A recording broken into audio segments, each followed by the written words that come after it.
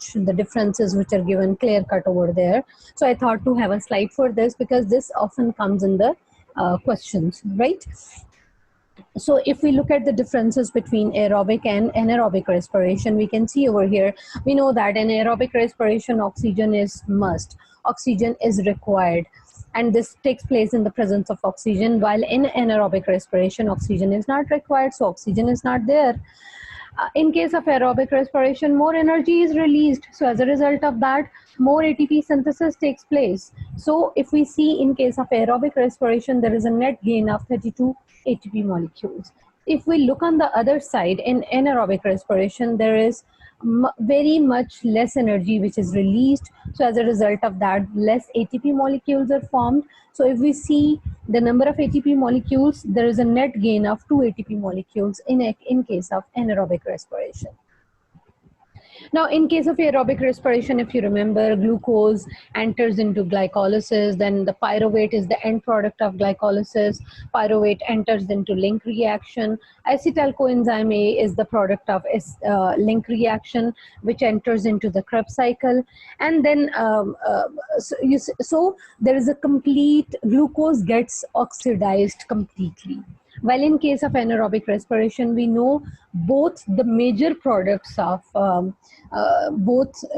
two types of anaerobic respiration, which are ethanol and lactic acid or the lactate.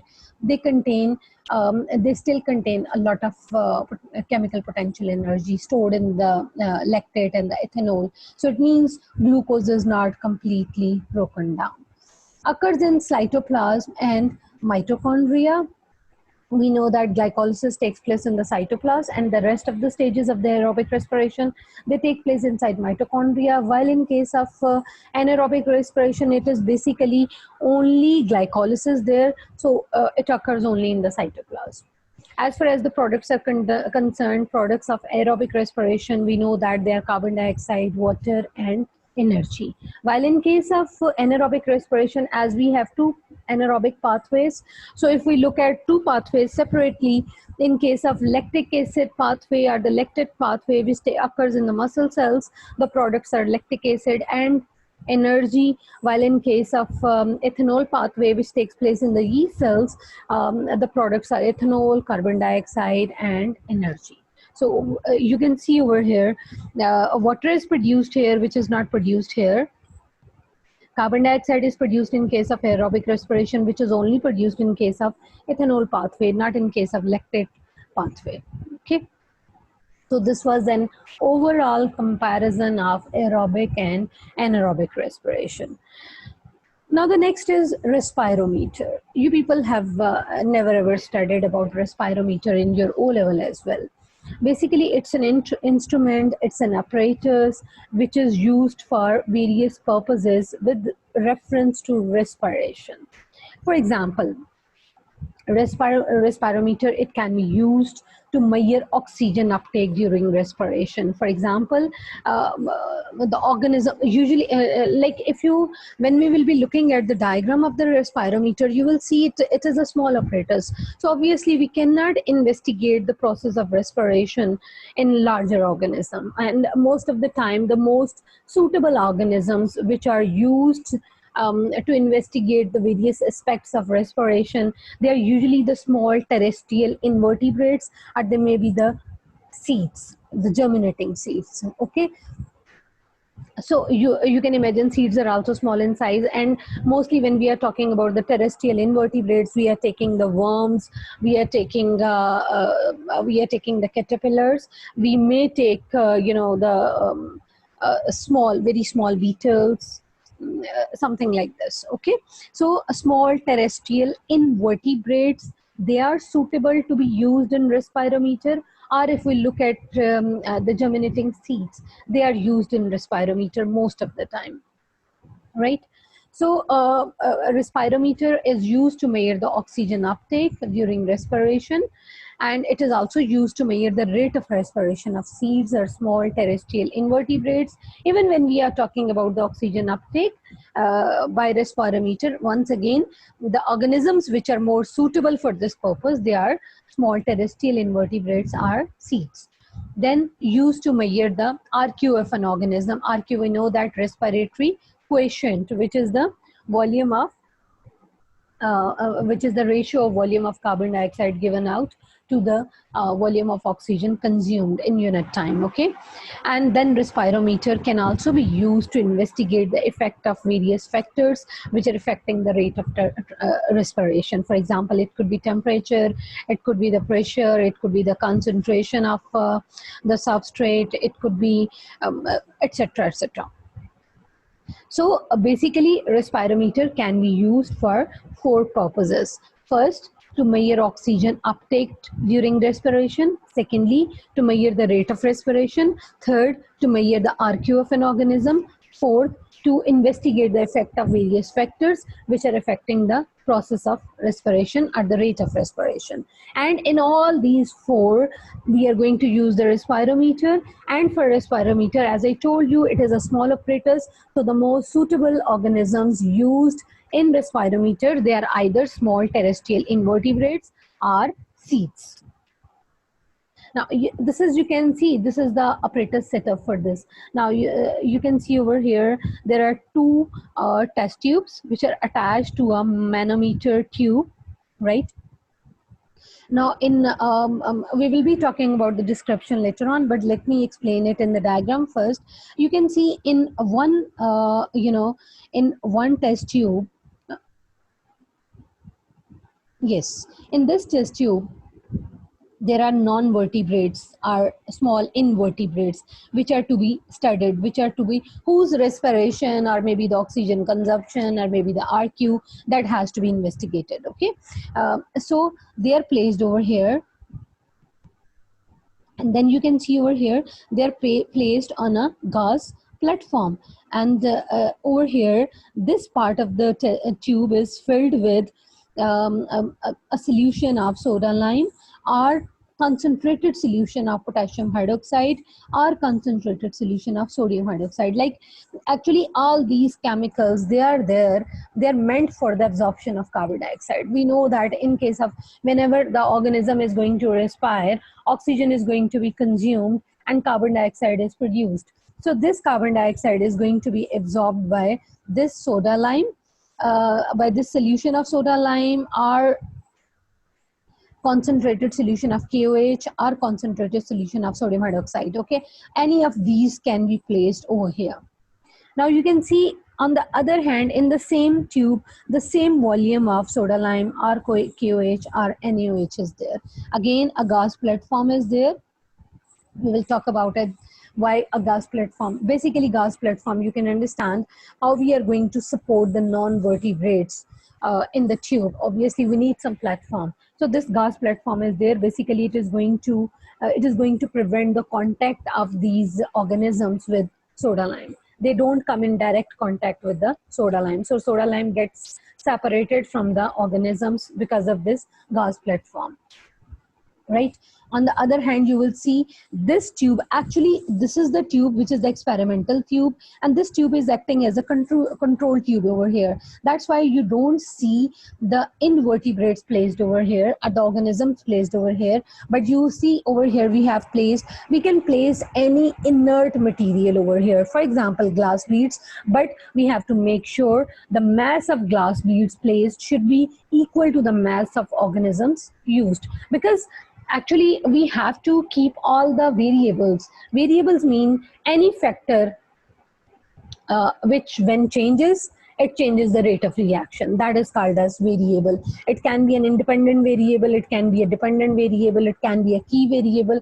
We will talk about these 3 types of variables later on when we are going to talk about paper 5, okay? But remember, just now when we are talking about the variables, means these are the factors which can change the rate of reaction when they change themselves, okay? Which when they are changed, they change the rate of reaction, any reaction. So they are the variables. Now you can see we have to keep all the variables constant over here. So that's why as this is a control tube, so the same mass of glass beads is placed, glass beads of same mass are placed here as is the mass of these organisms placed in the experimental tube. And once again, a gas platform is there. This is going to prevent the contact of the glass beads with the soda lime. Okay, and you can see over here, obviously this is understood that the volume of soda lime, RKOH, RNaOH, that has to be same in both the tubes, whether this is an experimental tube or this is a control tube. Volume of these any of these chemicals used has to be the same. Okay. Then this screw clip is there. Actually, this screw clip, we don't need to study the function of these screw clips and etc. But I'm just telling you, we are using this screw clip to equilibrate the atmospheric pressure with the air pressure present inside the apparatus. Okay. And then you see this is a manometer tube, U-shaped manometer tube, and this manometer tube is filled with a colored liquid which is called as manometer fluid, and with this manometer tube a scale is attached. Okay, and this scale is actually going to with the help of this scale we are going to record the level of the manometer fluid. So at the start of the investigation, whenever we are going to start the our investigation, we have to make sure that the level of manometer fluid in both the tubes, in both the ends of the tubes, that is the same. Like this one, as you can see over here, and this one, this level has to be the same in both the tubes. Now coming to the next, that how respirometer can be used. Over here we are going to discuss basically two things in detail, that how respirometer can be used to measure the oxygen consumption or maybe the rate of respiration, and how it can be used to measure the RQ. And we will be looking at this as well, how the factors can also be investigated.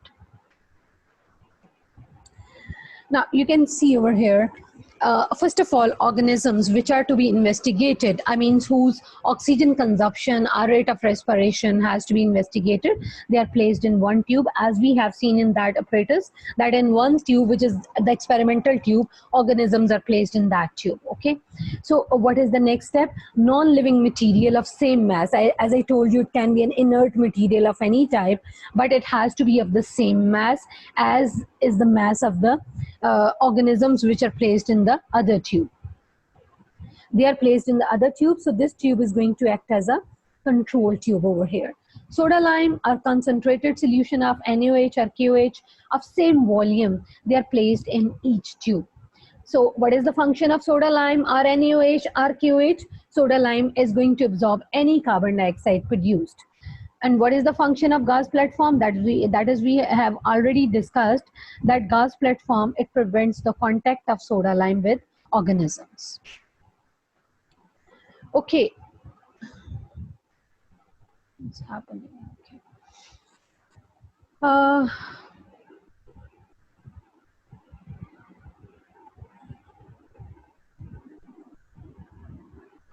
I don't know what's happened with this.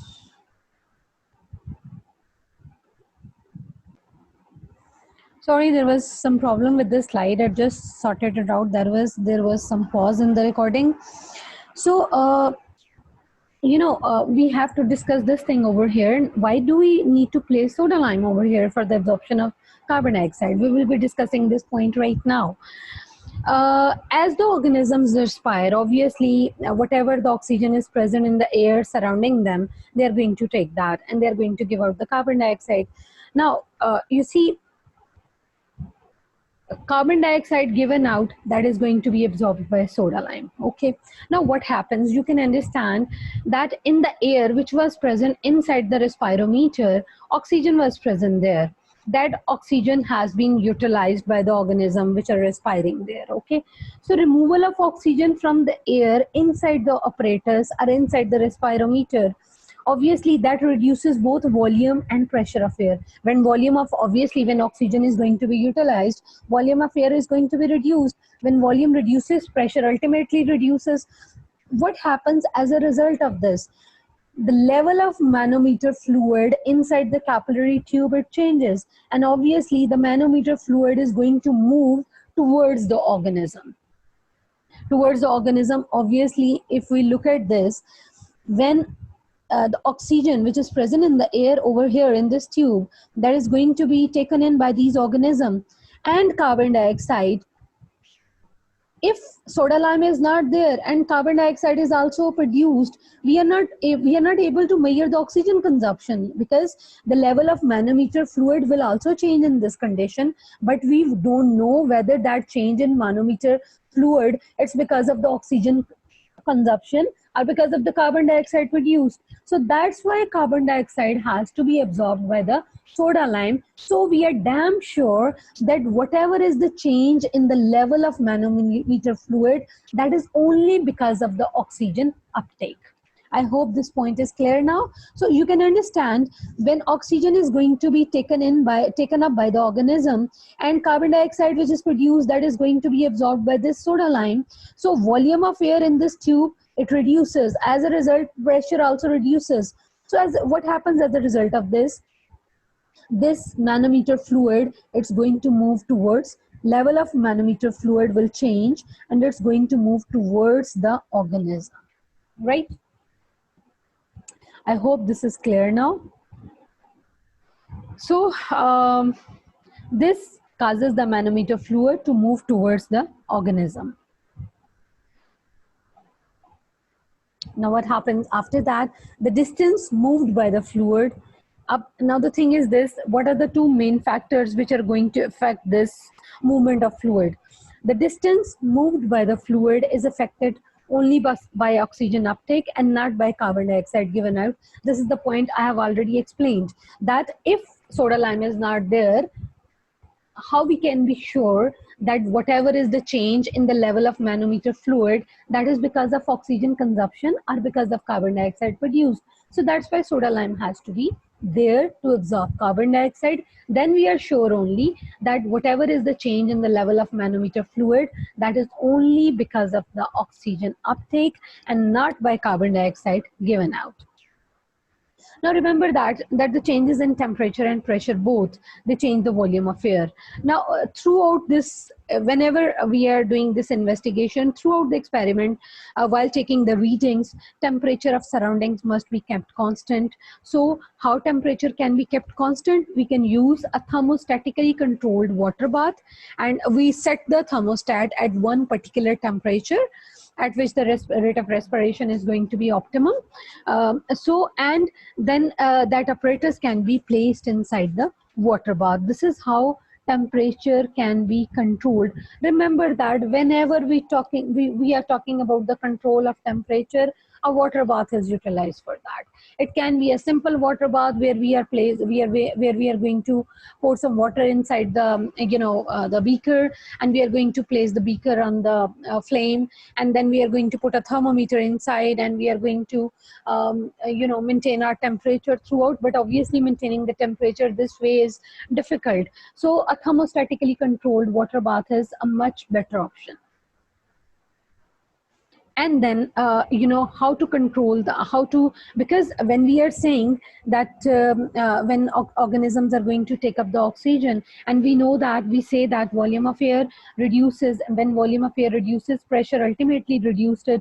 But otherwise, before this, we have to make sure that pressure has to be kept constant. Okay. So that's why you see this control tube with an equal volume of inert material. You can understand why we place those glass beads which were having the same mass as the mass of the organism. Why is it so? We can keep that.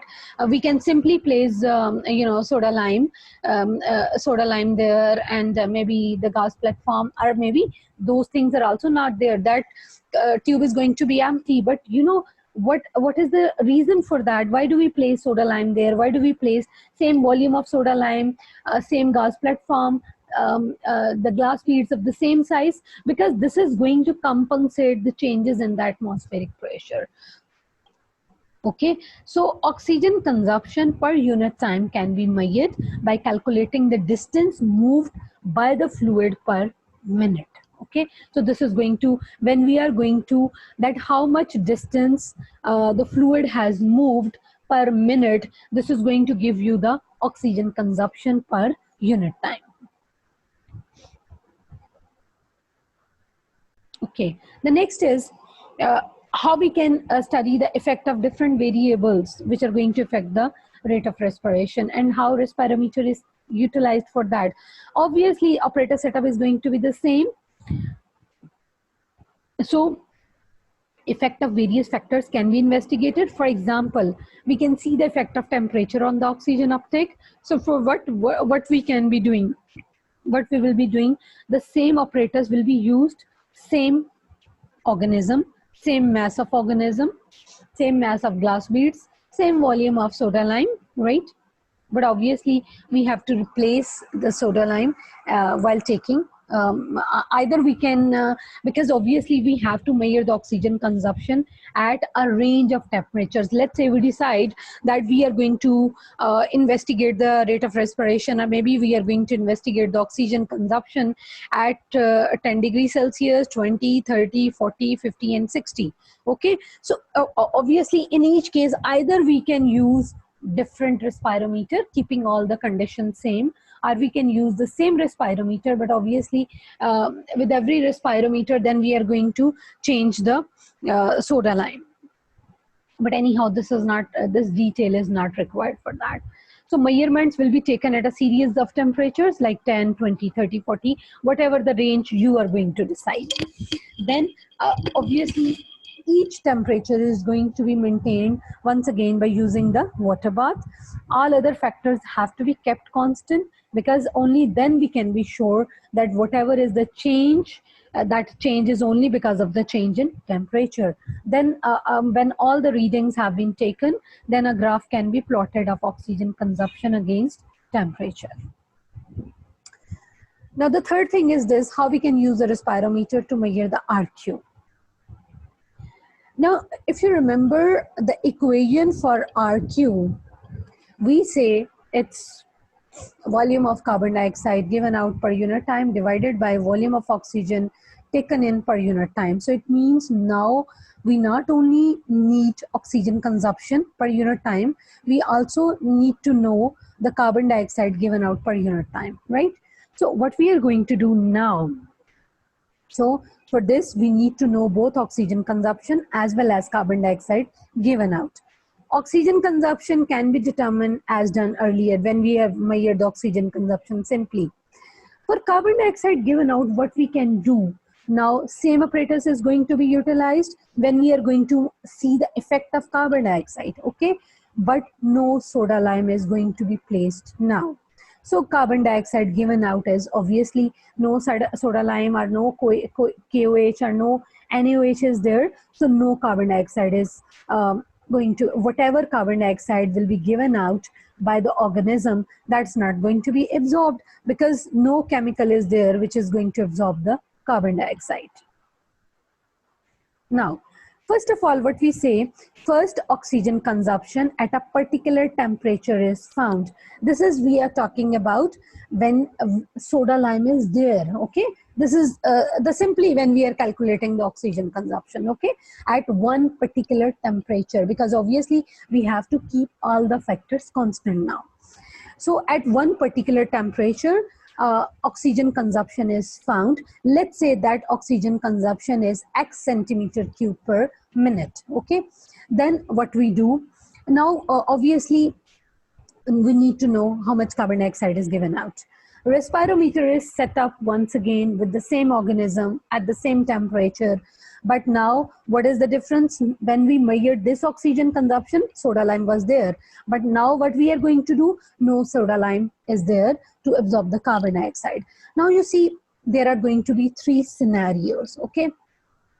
First scenario, level of manometer fluid, like no soda lime is there, organism is going to respire, the organism is going to take in the oxygen, okay, and give out the carbon dioxide.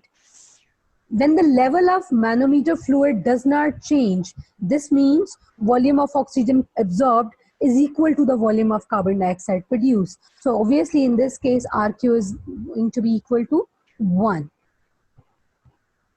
Clear? Second scenario is that when more carbon dioxide is produced than oxygen consumed, means less oxygen is taken up by the organism, while more carbon dioxide is produced. So what happens there? Obviously, scale will show an increase in the volume of air in respirometer by Y centimeter cube per minute.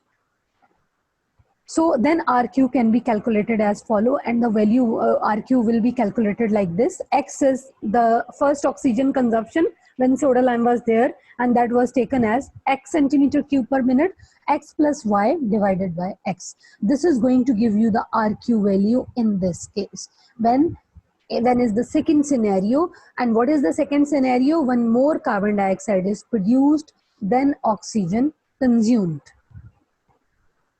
And the third scenario is when less carbon dioxide is produced than oxygen absorbed. So obviously scale will show a decrease in the volume of air in the respirometer by Z centimeter cube per minute, and the RQ will be calculated as follow, and the formula for the RQ will be X minus Z over X.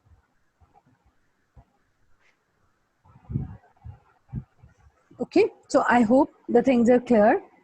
In the book, it's not given in that much detail, so I tried to clarify the things as much as possible.